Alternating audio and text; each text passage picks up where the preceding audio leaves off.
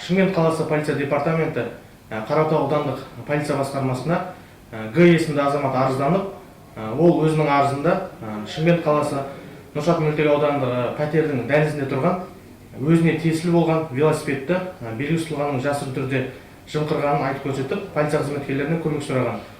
Аталған арыз бойынша жедел іздестіру іс-шаралары жүргізіліп, нәтижесінде Түркістан облысы Келес ауданының С есімді азаматы анықталып, Қаратау аудандық полиция басқармасына жеткізілген. Тергеп тексеру барысында қылмыс жасаған азаматтың бұдан бөлек Қаратау ауданы аумағында 9 қылмыстық құқық бұзушылықты жасағаны белгілі болды. Аталған қылмыс істері бойынша күдіктіге қатысты күзетпен ұстау түріндегі бұлтартпау шарасы қолданылып, сотқа дейінгі тергеп тексеру амалдары жүргізілуде.